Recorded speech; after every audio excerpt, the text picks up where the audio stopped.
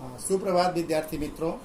कल मैंने आपको क्या है कि डायरी का एक पन्ना जो है पाठ का सारांश आपको समझा रहा था, जिनमें क्या है कि मैं आप लोगों को सीताराम सेक्सरिया का जीवन परिचय, उनकी रचनाएं, उनका सामाजिक जो है दौर, उसके बाद क्या भाषा शैली और राजनीति क्षेत्र, ये सब की चर्चा किया और डायरी के एक पन्ना का सारांश समझा रहा था।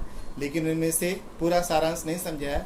मैं वहाँ तक आपको बताया था कि मारवाड़ी विद्यालय की जो बालिकाएं जो थी वे झंडारोहण का झंडा उत्सव मना रही थी, लेकिन झंडा उत्सव का क्या मतलब होता है ये उनको ये बात समझाना था।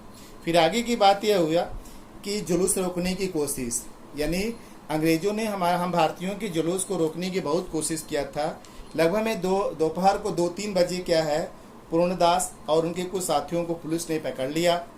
अब उन पर सुभाष बाबू की सारी जिम्मेदारी के जुलूस की जिम्मेदारी थी, क्योंकि सुभाष चंद्र बोस ने अपनी जुलूस का सारी जिम्मेदारी जो थी पूर्णदास पर ही दिया था। परंतु जुलूस का सारा प्रबंध तो उन्होंने कर दिया था। जगह जगह पर स्त्रियां भी क्या है टोलियां बना बना करके अपने निर्धारित स्थान पर वे क्या पहुंचने की क्या है कोशिश कर रही थी। लगभग 3 बजे कहें कि वहां पर मोनूमेंट के पास हजारों की संख्या में भीड़ इकट्ठा हो चुकी थी। लोग टोलियां बना करके मैदान में क्या है कि इकट्ठा हो रहे थे, चारों तरफ लोग घूम रहे थे और क्या है अंग्रेजों को ये चीज़ का आभास करा रहे थे कि आज हम लोगों को क्या अपना आज़ादी मिल गई है पूर्ण। उधर क्या है कानून भंग करने के खिलाफ में ये जो इतनी बड़ी जो है संख्या पहले क्या है कि कभी भी नहीं हुई थी।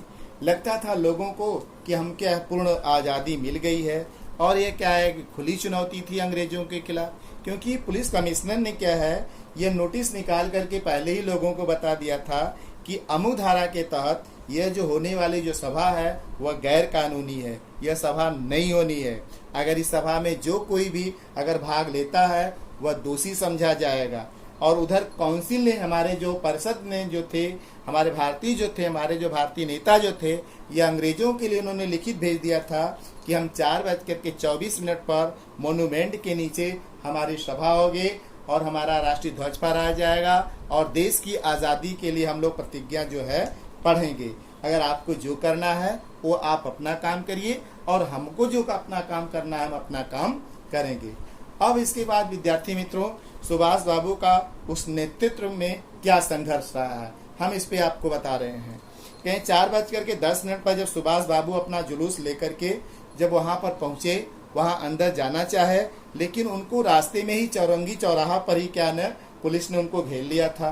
भीड़ अधिक होने के कारण जुलूस को वो लोग रोक नहीं पाए, उनका सामना नहीं कर पाए। मैदान तक के मोड़ तक पहुंचते पहुंचते पुलिस ने क्या उनके जुलूस के ऊपर लाठियां चार्ज करना शुरू कर दिया। अनेक लोग क्या सुभाष बाबू के जुलूस में क्या घायल हो गए और सुभाष चंद्र बोस भी घायल हो गए थे। वे बड़ी जोर जोर से क्या है वे वंदे मातरम की जय, भारत माता की जय, इस तरह का नारा लगा रहे थे। लेखक ने यह बात बताया क्योंकि लेखक खुद वहां पर, सीताराम सेक्सरिया खुद वहां पर थे और अपनी आंखों से देखे कि ज्योतिर्मय गांगुली ने भी उन्होंने एक तरफ क्या है कि आने के लिए बुलाया, कहें कि आप इधर आ जाइए, आप इधर आ जाइए, लेकिन सुभाष चंद्र बोस ने आगे बढ़ते रहे, वे अड़े रहे। उन्होंने कहा कि नहीं, मुझे तो क्या है आगे ही बढ़ना है। और उस जुलूस में क्या है क्षितिज जो है चटर्जी जो है, कहें कि उनके भी पुलिस के लाठी प्रहार से उनके सिर पर चोट हो गई थी और उनका सिर फट गया था। खून इतना तेज बह रहा था कि यह आंखों का ऐसा दृश्य देख करके आंखें मीच जाती थी, यानी आंखें बंद हो जाती थी।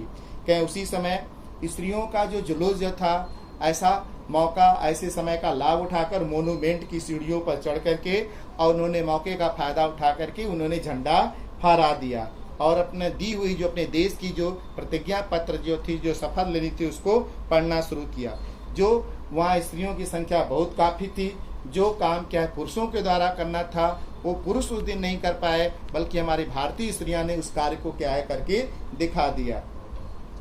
सुभाष बाबू को क्या अंग्रेजों ने पकड़ लिया और क्या है कि उनको गाड़ी में बैठा करके लाल बाजार लॉकअप यानी जेल में ले जा करके बंद कर दिया गया। कुछ देर के बाद फिर क्या है कि वहाँ पर स्त्रियों का जुलूस भी निकला।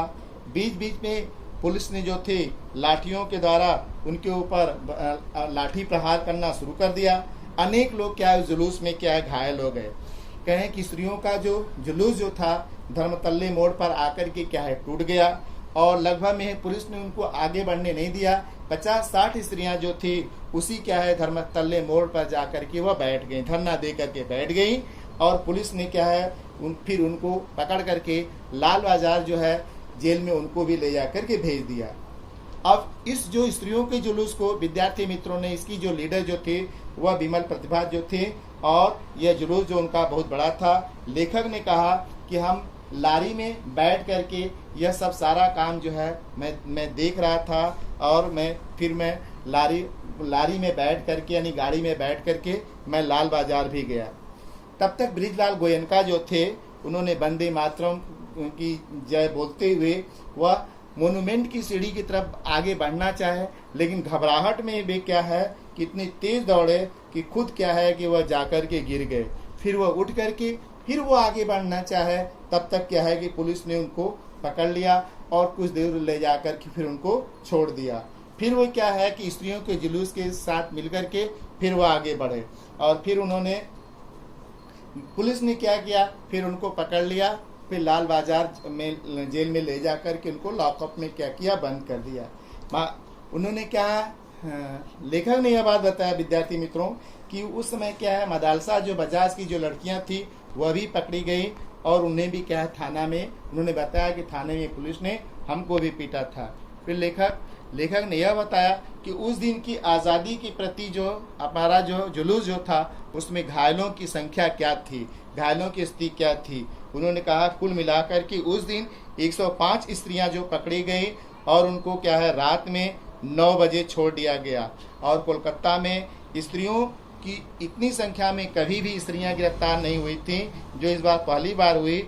और कांग्रेस के कार्यालय से भी ये फोन आया कि अभी घायलों की संख्या बहुत अधिक है और जानकी देवी जो है उनके साथ क्या है वहाँ पर वो लेखक पहुँचा और देखा कि डॉक्टर दास गुप्ता जो थे वह घायलों की क्या देख रेख कर रहे थे और वहाँ पर फोटो भी उतरवा रहे थे। लेखक ने यह बात बताया कि आज जो है 103 जो घायल वहाँ पहुँचे थे और इसके पहले जो घायलों की जो संख्या थी अस्पताल में 160 थी और 160 के अलावा भी जो थे वे घायल जो वे थे ठीक होकर के वे घर चले गए थे और पकड़े जाने वाले लोगों की संख्या का कोई पता ही नहीं था। यह संघर्ष जो अंग्रेजों के खिलाफ जो था वह चल रहा था और ये अपने आप में महत्वपूर्ण था और कलकत्ता के लोगों को उस दिन के ऐसे रवैये से एक बहुत बड़ा संतोष था। उन्होंने कहा पिछले साल जो हमने अपने देश पे आज़ादी के नाम पर जो कुछ भी नहीं कर पाया तो जो कलंक जो हमारे माथे पर लगा हुआ था आज वह कलंक जो है इस साल इतना बड़ा जुलूस करने के बाद वह हमारे माथे से वह कलंक धुल गया और हमारे मन को भी यह विश्वास हो गया कि हम लोग भी अपने देश के लिए आज़ादी के लिए कुछ काम किया है, अंग्रेजों के खिलाफ क्या है आंदोलन किया है। आज तक जो कलंक जो लगा हुआ था सीताराम सेक्सरिया ने बताया कि वह कलंक हमारे माथे से धुल गया और लोगों को एक आशावादी थी कि नहीं आज कलकत्ता में भी कुछ काम हुआ। इस तरह से विद्यार्थी मित्रों यह जो आपको पाठ का संघर्ष जो सारांश जो था वह डायरी का एक पन्ना पाठ का था और सीताराम सेक्सरिया ने बताया कि यह जो है खुद मैं इसको सुना नहीं हूँ बल्कि कुछ अपने आँखों से देखा हूँ और इसके पहले का जो कुछ भी वर्णन किया गया है लेकिन आज की जो घटना है उस घटना का यह वर्णन हुआ है। तो विद्यार्थी मित्रों इससे अगर अधिक जानकारी लेना है तो आप NCERT की जो वेब पर दीक्षा वेब पर जाइए और उस पर आप जानकारी। Thank you.